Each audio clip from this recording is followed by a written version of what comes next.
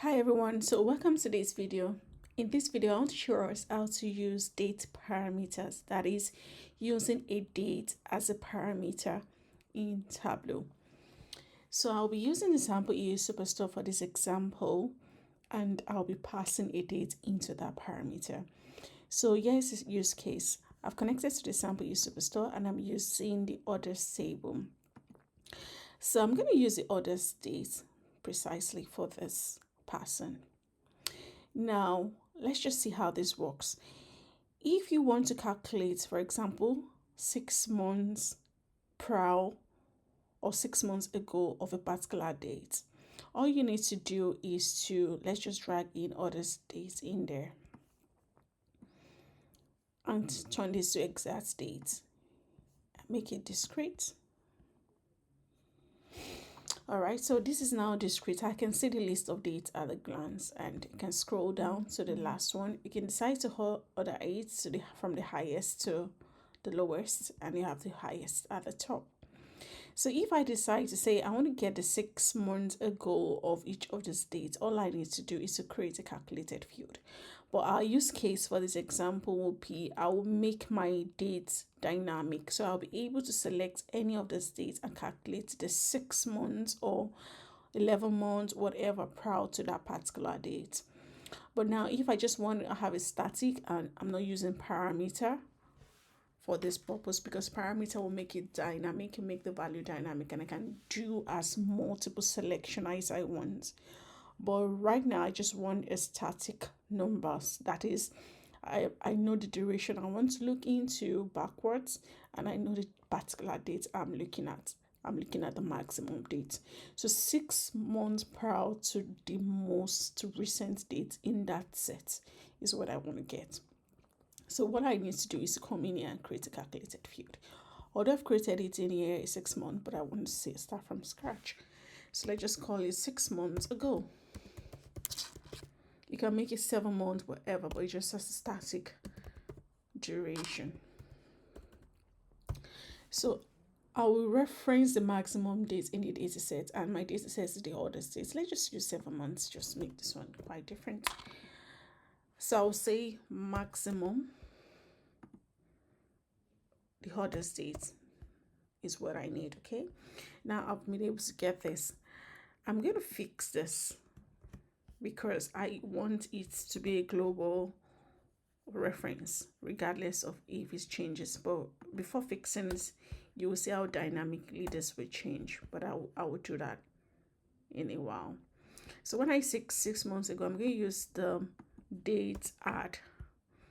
If you want to use date diff, which is for difference, you have to have 2 particular dates, but I do not have 2 dates. I only have 1 date and I have a duration, which is 7 months. So I'm going to use date add. I'll reference the date part, which is month,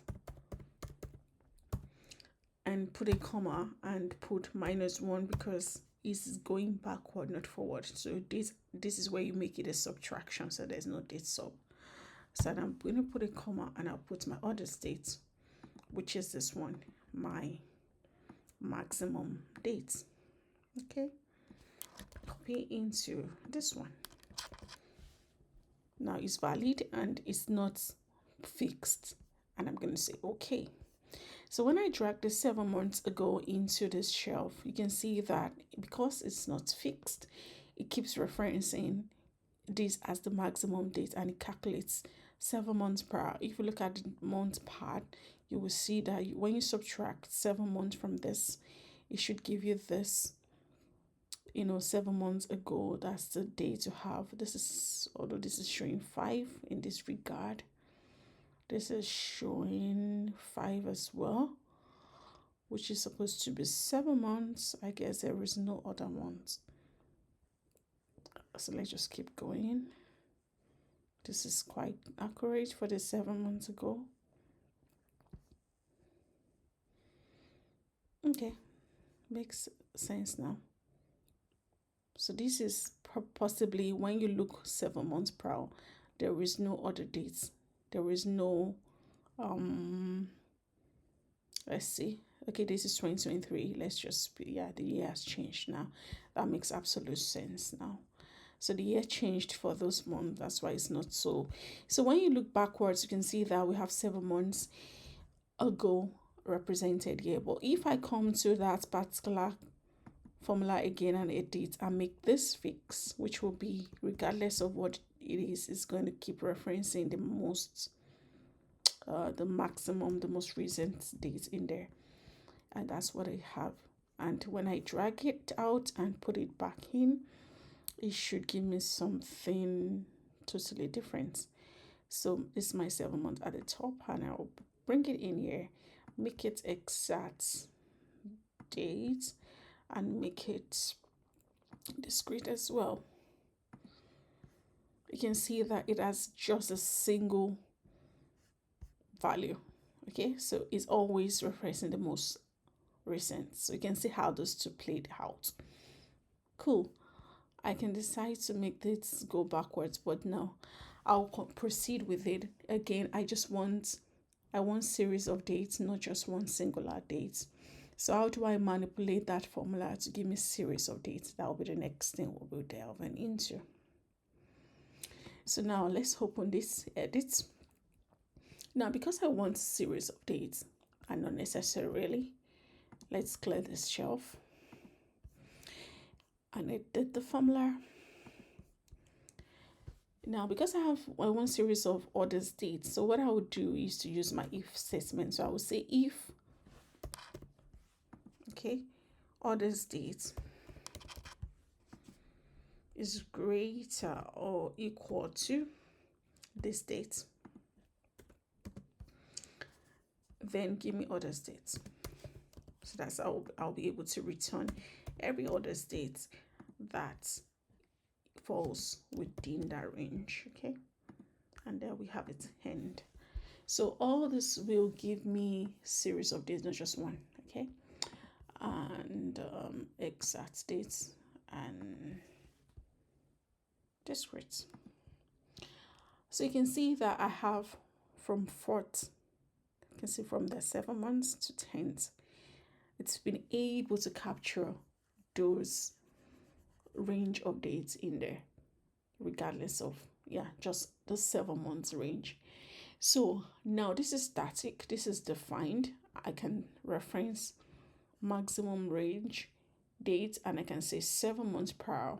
It's not dynamic, it's always be 7 months per hour, and can decide to create any trend from them. Let's make this continuous. However, so it's not so totally aligned. So yeah, I can decide to make this 7 months age by, let's just swap. We can actually use this one, and the date is in here. You can see an upward trend in there. So now we'll move to the next part, which is we want to make it dynamic.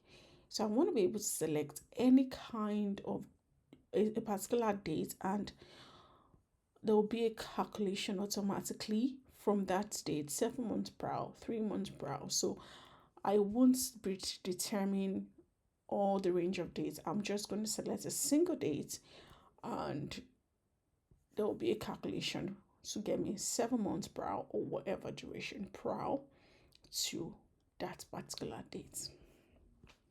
So the next thing I'll be doing is to create 2 parameters.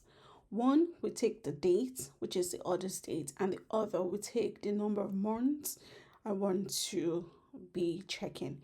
So both of them are going to be dynamic. So I will select a date and select a month duration and know the distance between the two together. Kindly ignore this, I just created this formula, but yeah, let's go ahead and create the parameters. So you come in here and we can create a parameter, and let's just say dynamic date.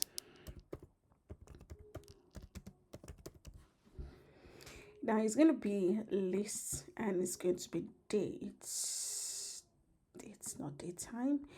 And again, I want this to pick a value from an existing date field.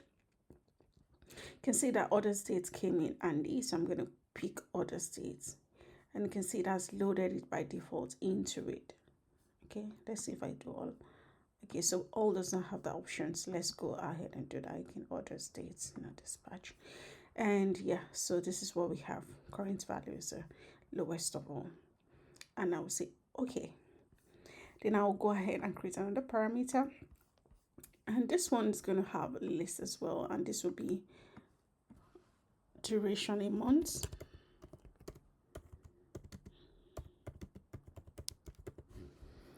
And I'm going to make sure that it's an integer because it's going to be between 11 and 1 and 11 months. So I'll make it integer, which is a round number, yeah, and which is 1.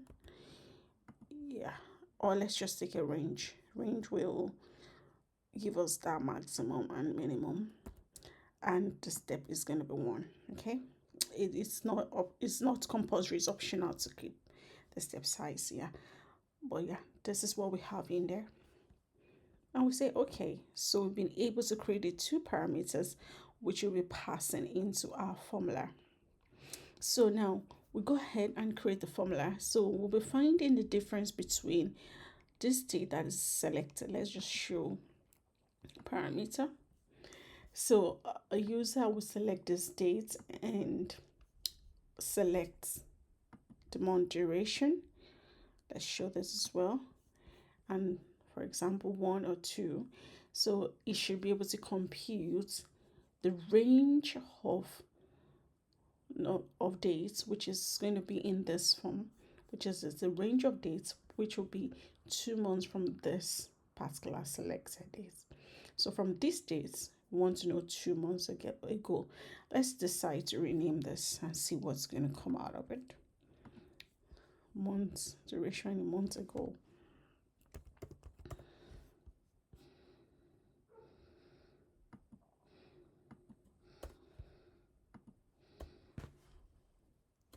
Just a month ago.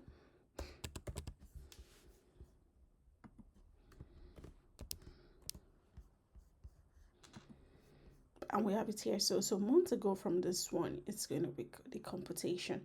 So that means we're going to make sure that this subtracts this and we have that range of value. But if we go the route of saying this subtracts this, it's going to make it a bit complicated. Let's just see what we're going to do. Let's create a calculated field and see how it's going to play out. So we have the dynamic date, which is it's a parameter, dynamic date. So if we say dynamic date minus months ago, so again, this is not the month year, which is a function, which is not a function. We are looking at months ago, which is this one. So let's see what this gives us, this calculation gives us. Let's clear this off and bring this in here. 2019 is just subtracted year. Because yeah, let's see exact dates and see all the years hidden in there. It's great. So now it's subtracted here because we have 2 years. Let's go into the formula again and edit.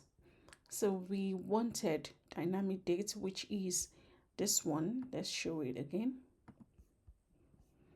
and show this as well. So we wanted this to give us 2 months ago. Apparently, when after subtraction, we have 2019, but is in December. So it subtracted the days, not the dates. You can see that this is 30th of 2019 and this is 1st of 2020. So we need to specify which date parts we're going to be working with. So that's why we can't just use this directly. So we're going to say, just like we used the other time, date had, and we're going to say the parts that we want to subtract from, in this case month, and we'll do this and we'll say 2 months, and we have the dynamic date and we're going to cover that. Okay, and this is dynamic, and we say okay. Now this is what it gives us. It's going directly to the month path. You can see that it has achieved that purpose. Okay, it's now in October. Now we want ranges of dates, not necessarily one single date. Now we go back to that calculation. To ignore this calculation one, I have a formula in there which I've not completed. So now we want ranges of dates, not just one singular date. Now we want to return if our order date is less than or equal to the days. We want it to return the order date. So we use the if statement as we did previously. If order's date is greater or less than, let's say greater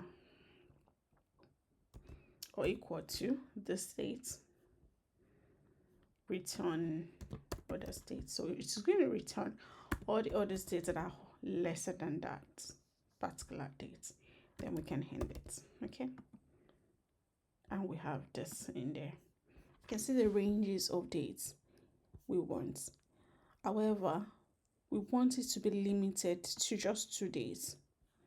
And that's where a bit of complication comes in here. We want it just 2 dates in between October 3rd and 4th. Remember, when we did just one, it gave us just a single date, just subtracted directly. It's going to give us this one. However, we want ranges of dates. So again, you can see that formula gave us more than the dates we wanted. So let's just go back again and see if we changed the date to something else. Maybe it's going to give us the expectation. So this is what we had in there before. Let's just go back because I tweaked some of this. Yeah, let's just go to calculation 1, calculation 2. All right, so it's giving us everything that is greater than. So let's just see in a situation where we selected the different dates. Let's just say this one, 7th. Is still everything that is greater than 7th. Is that what it's supposed to give us? This 2 months ago, 3 months ago, no difference. So let's just go back and say edit and go lesser. Is no. So the interpretation of that lesser is this. So it says that if the order date is lesser, we're not going backward, we're supposed to be going forward. So when we say greater, it's giving us everything above this particular date, which is our dynamic date. When we sort it, you can see 2020 7th supposed to be greater than or equal to. So that formula actually does not work well. So what I would do is to change the formula. So I'm going to be using the if statement still.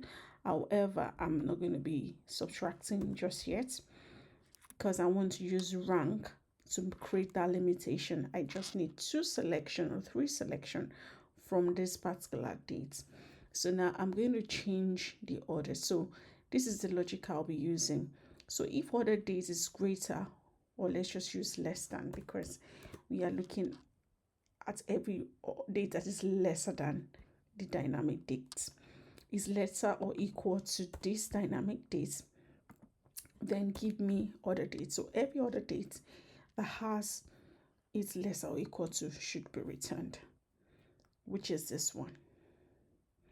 All right, so let's see if that has solved the problem.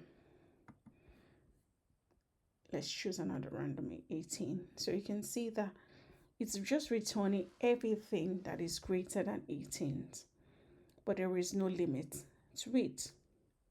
So let's go back and say edit. So I have everything lesser than this. So how do I pick just 3 as my limitation? All right, so again, we'll go back to the formula and we'll see what is inside. So because we've removed the -2, we've been able to return all dates that are lesser than or equal to the dynamic date, and we are left with being able to select just 3 or just 2, depending on the months ago, the numbers in the months ago, number of or range of dates we need to be selecting. How do we select it out of all the dates that are lesser than this dynamic date? So I'll be using the rank function for this purpose. So that will be handy because we can sort in ascending and descending order. What do I mean? If we sort by ascending order, our maximum dates will be at the lowest rank because it's going to start with it as a so it's ascending is from lowest to highest, and highest to lowest is descending. So okay, so when we have ascending, we have from lowest number to the highest. So our maximum will have the highest number, and descending we have our maximum number, we have the highest rank. So I will be using the ascending because we'll be starting from lowest to highest.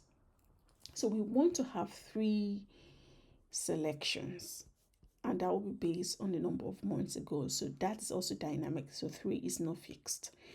How do we go about it? So let's get the ranking of these ranges of dates.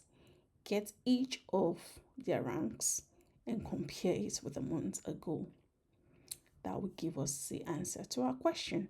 So let's go back and say rank. So let's just do rank and put this in entirety in brackets because this is in parentheses, and that's where we have our rank. So when we have rank, it's going to say it's not aggregated because we need an aggregation for a ranking. So we start with max, we do not need sum, and it's going to be fine.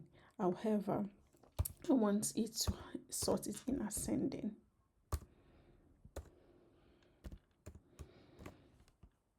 So I want it to give to me, I do not need more parentheses. I want to give it to me 3 ranks. So I'm going to say if rank of this one is lesser or equal to this, return it. And that's how we're going to be truncating that selection. So I'll go back and say if statement, if this is lesser or equal to a month ago,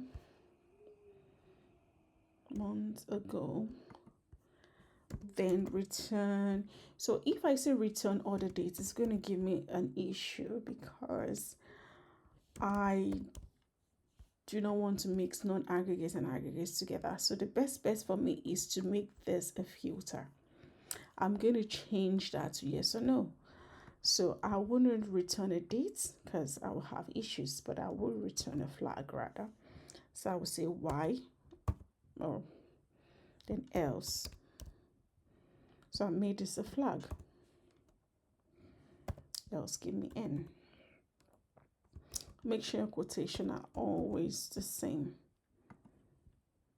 You can see it's giving me issues here. So there we have it. We have a flag. So we can use this as a filter, not necessarily as a date. So this is going to filter out. And it's going to say it's going to be invalid because it's now a filter. So I'm going to use order date in here and use exact as usual. And I'm going to also make it discrete. And then let's use our filter, which is the calculation 2. I'm going to rename this. Then we can say yes. And you have it. However, if you notice, the dynamic date is not affecting our calculation. So there is a problem somewhere. So we can go back to our formula and edit as appropriate. And in this case, we still need to say dynamic dates or months ago. Okay, so now we have months ago. Oh, so here's the problem. We need the dynamic date, not necessarily months ago.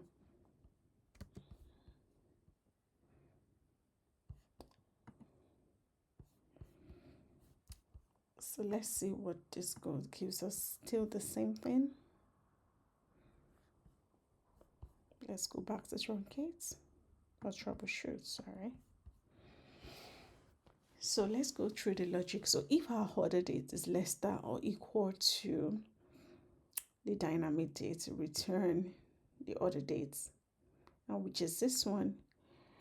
And again, we did the ranking of this one. So if this is this,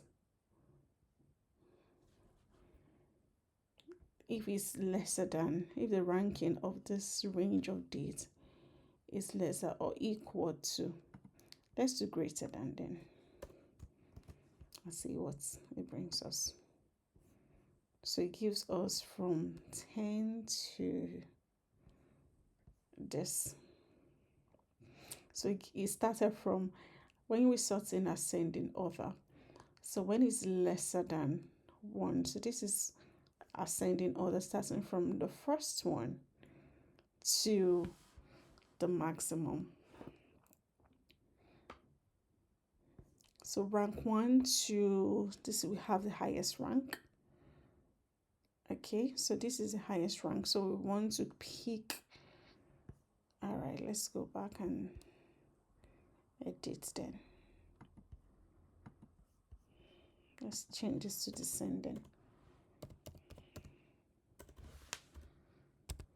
So in conclusion, when we order, it has significant effects on how it's going to be sorted and it's going to be selected. So because we are having already selected the ranges of values that are lesser than the dynamic date, so the dynamic date will be the highest in this range of value. So other ones will be lesser. So when we arrange or sort in descending order, the dynamic date has the highest ranking.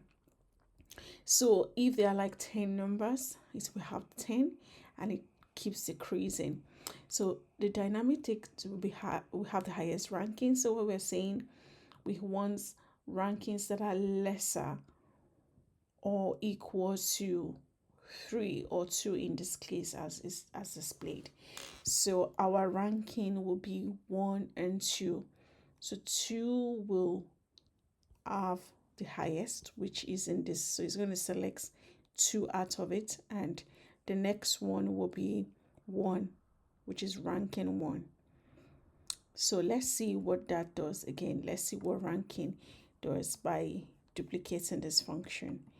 Let's duplicate this one and just keep just ranks for that and see how that is going to play out.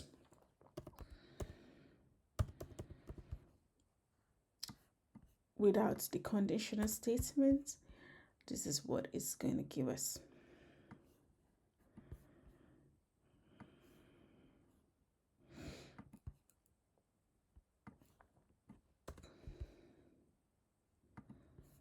So we're going to put the ranking by the side and see. So 2 and 1. So sorting in descending order, this is what it gives us. So let's see what ranking has in there so that we just do not start beating around the bush. So highest has the lowest ranking. So let's do descending or ascending rather.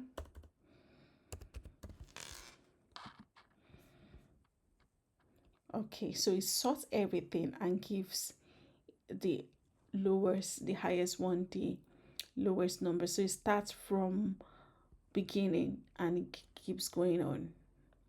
So that's how you know what it is. So it sorts the entirety, and the first one, the lowest number, has the lowest ranking, and it goes on and on. So let's see how that interprets again.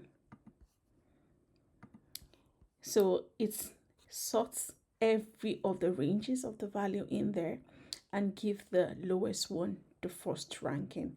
However, in the case of descending, which is what we'll be needing, it will sort everything and gives the highest one the highest ranking. So it depends on what you're sorting with. In the case of using ascending in our calculation, we will say if it is greater or equal to, let's see how that plays out in here, and we'll do this ascending.